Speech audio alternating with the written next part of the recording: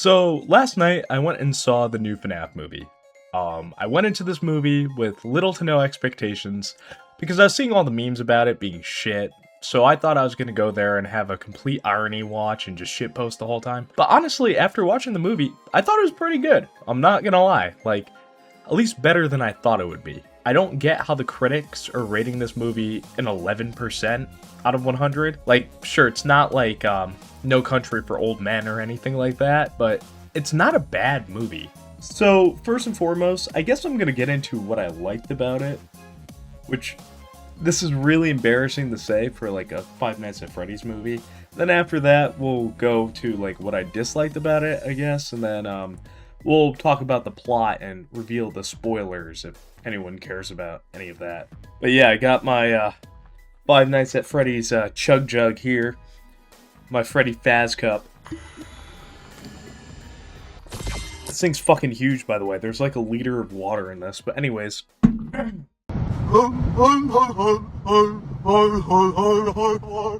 Five Nights at Freddy's 2 was a real fun movie to watch. I went to see this movie with two of my closest friends, so maybe that was a big part of my enjoyment. But honestly, the movie itself didn't have many down moments for me, especially in comparison to the first movie. When comparing the two movies side by side, I believe that FNAF 2 is not only a better movie than the first one, but it's also more world expanding. And normally, sequels don't increase in quality in comparison to the original, especially when it's a franchise like this. So that was a pleasant surprise. FNAF 2 did a pretty great job with the fan service in the movie, and the team behind it seemed to know exactly what the fans wanted. You can tell the main priority for the team behind this film was to use as much of the film's budget as possible to make the set and the animatronics look as cool and realistic as possible, which is especially clear when you see the jump in quality from the first film to the second. On the topic of making things look good, this movie had some real baddies involved in making it. We got McKenna Grace, Elizabeth Lail, Megan Fox, but the baddest of them all being Toy Chica, which ironically would also be voiced by Megan Fox. Again, the production team behind this film knew exactly what they were doing with the fan service here. And this really shows in the fact that out of all the animatronics in the movie, by far the one with the most screen time is Toy Chica. And the sad part is I know exactly who they're catering to by doing so. In the first movie, there was a lot of downtime, specifically when they were doing the world building, which took away from seeing the actual animatronics. And one of my biggest issues with the first Five Nights at Freddy's movie is the limited screen time of the animatronics, and when you do see them on screen, they're not actually doing much. Literally, in the first movie, Chica's cupcake has more screen time being antagonistic than the actual animatronics. However, with FNAF 2 on the other hand, we actually get to see the animatronics do something besides building fucking table and chair forts. And my biggest issue with the first movie was the inactivity of the animatronics being actually aggressive and scary, because that's the whole point of seeing a FNAF movie. And this movie actually puts them in action, so I really appreciated that aspect. Like, we finally get to see the animatronics be an actual threat in this series, which, you know, is kind of the whole point of Five Nights at Freddy's as a franchise, but I digress. Lastly, and this was like the most important thing about this movie in comparison to the first one, we actually got to see an actual gameplay segment with like an actual gameplay loop in it, which we did not get in the first movie. Like, when I first watched the first movie, I was kind of annoyed and thought it was really stupid that we didn't get an actual office sequence in the movie, which I guess with the plot of that movie, you couldn't really incorporate something like that. Like, there was an office scene kind of at the very beginning, but it wasn't Mike in the office, so it doesn't really matter. Also, what I mean by the animatronics not being active in the first film is like the majority of the kills were off screen besides the cupcake for some reason, and that was just really bizarre to me. Like, I don't know if they didn't have the budget to show the kills or what, or they didn't want to get a rated R rating, but yeah, that kind of took away from the first movie for me. But that being said, in FNAF 2, we get to see the animatronics be aggressive in a threatening manner towards the main protagonist in an accurate to the game's manner. Like, we get to see Mike in the office, we get to see him put on the Freddy mask to ward off the withered ones, we get to see Mike trying to work on a computer, so that explains why he needs to stay in the office in the first place, giving it an actual, like, gravity to the situation. Like, he actually has a reason for being in said office. It's not just like shoehorned in like, oh, I gotta spend 5 nights at Freddy's, har har har har har. But there's actual legitimate reasoning for why he's there, subjecting himself to that in the first place. But they even have Mike make a comment about the office not having a door on it as a tongue-in-cheek reference to the games, because at the time, people thought that was really stupid that there's no door to protect you. Like, obviously, Scott designed the game like that to make it more difficult and to make it feel different from the first one, but that was also a common complaint or like joke in the FNAF community for FNAF 2's office. Alright, like actual closing final notes on what I liked about this movie. I actually got an audible laugh out of it when I saw the FNAF fucked up har har har har har plushie in the abandoned first location. And most movies don't make me audibly laugh, and the fact that this movie gave me at least like one laugh is kind of sad. But anyways, let's get into what I disliked about this movie.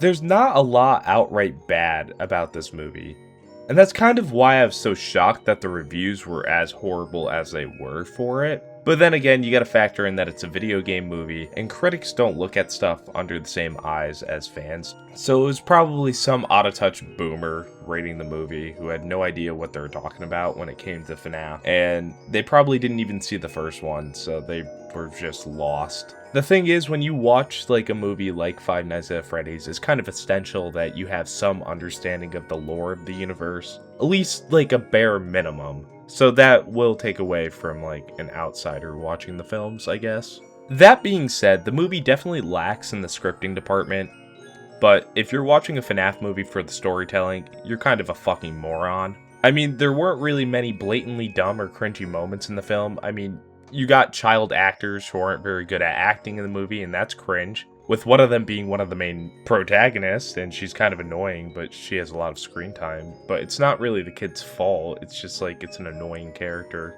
But also keep in mind, this is like a nitpick I've seen several times online by literal adults watching this movie, so I don't really know why they're getting so anal about it.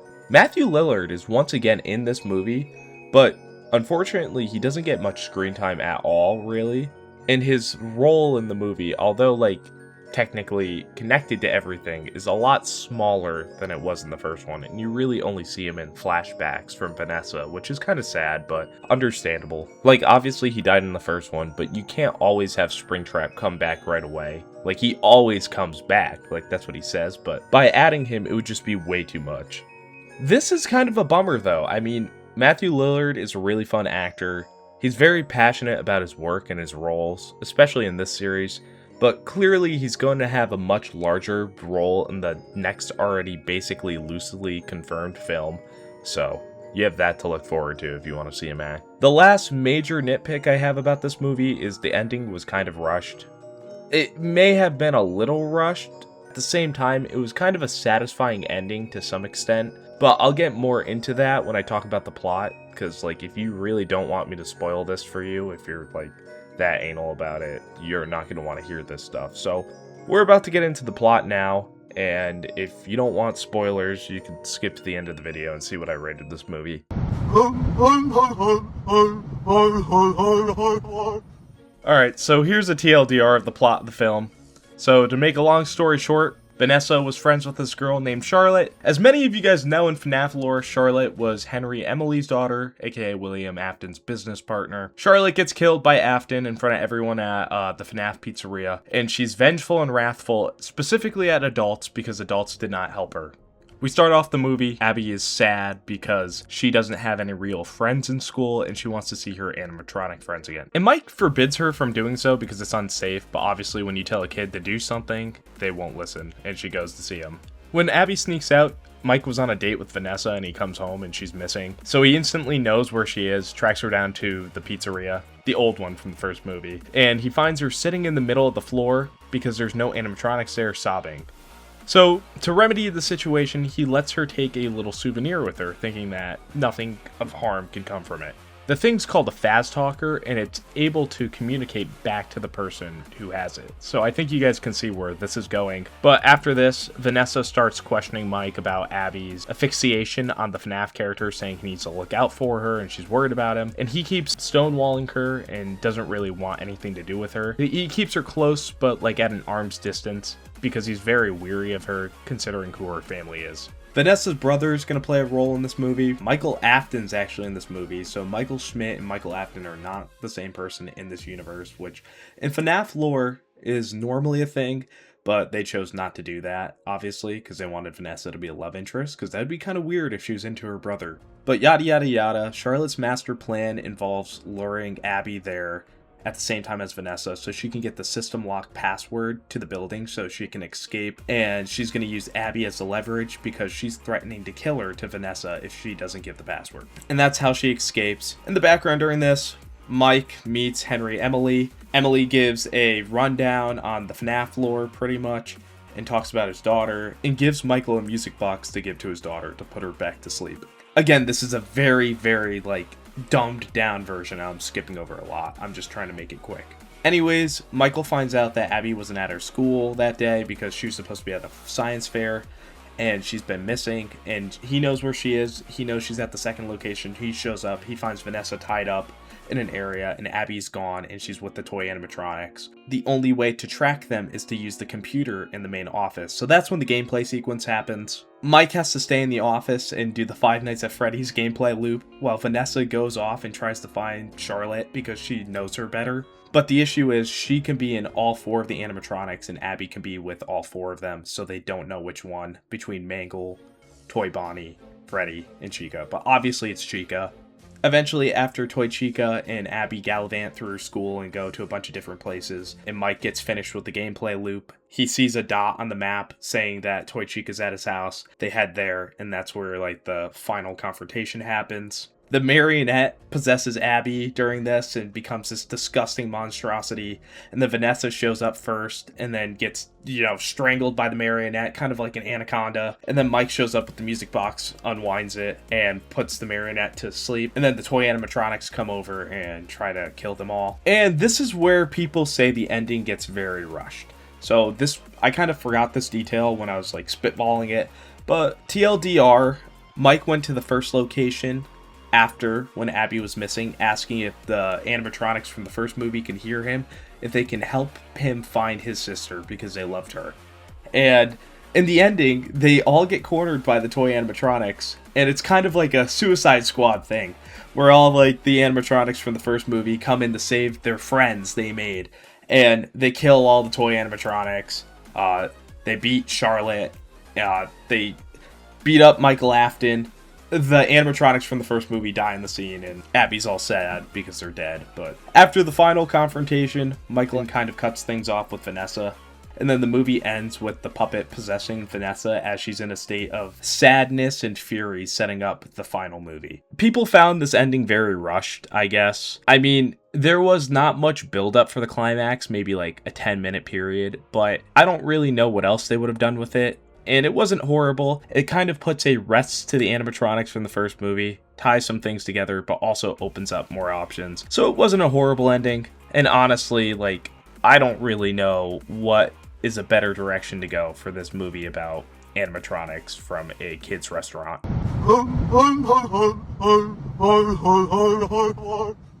For my final rating of the FNAF movie, I would probably give the movie about a 6 out of 10 for enjoyment.